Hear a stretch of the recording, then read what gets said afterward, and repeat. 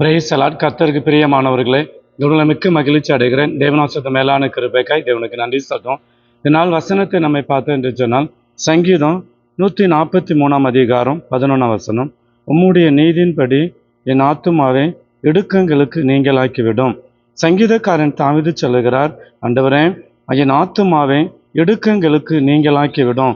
எந்த இடுக்கங்கள், எந்த இக்கட்டுகள் இருந்தாலும் எல்லா இடுக்கங்களிலிருந்து சங்கீதக்காரன் தாவீதை விடுதலையாக்கின பரிசுத்த ஆவியானவன் அவன் மிகுந்த இடுக்கத்தில், அவனுடைய ஆத்துமா மிகுந்த இடுக்கங்களில், பாரங்களில், கண்ணீரில் இருக்கும்போது அவன் இஸ்ரவேல் தேவனை நோக்கி கூப்பிடுகிறான். ஆண்டவரே, நான் மிகுந்த இடுக்கங்களில் இருக்கிறேன், இந்த இடுக்கத்திலிருந்து என்னை தப்புவியும், என்னை காப்பாற்றும், எனக்கு உதவி செய்யும் என்று சொல்லி சங்கீதக்காரன் தாவீது கூப்பிடும்போது எல்லா இடுக்கங்களிலிருந்து அவனை விடுதலையாக்கி அவனது தேசத்தில் ராஜாவாய் அபிஷேகம் பண்ணின பரிசுத்த ஆவியானவரும் உங்களுடைய வாழ்க்கையில், உங்கள் எதிர்காலங்களில் நீங்கள் என்னென்ன இக்கட்டுகளில், இடுக்கங்களில், என்னென்ன வேதனை நீங்கள் அகப்பற்று, ஆண்டவரே இந்த இடுக்கங்களில் இருந்து வெளியே வர முடியலையே, இந்த இடுக்கங்கள் எனக்கு ஒரு மாற்றத்தை தரலையே என்று சொல்லி ஒருவேளை நீங்கள் பாரத்தோடு, கண்ணீரோடு, இக்கட்டோடு தங்கலாம். சங்கீதக்காரன் தாவீதுடைய ஆத்துமாவை இடுக்கங்களில் இருந்து நீங்களாக்கி விட்ட பரிசுத்த ஆவியானவர் உங்களுடைய வாழ்க்கையில் இருக்கிற எல்லா இடுக்கங்களிலிருந்து உங்களை நீங்களாக்கி ரட்சித்து உங்களை ஆசீர்வதிப்பாராக. ஜெபம்.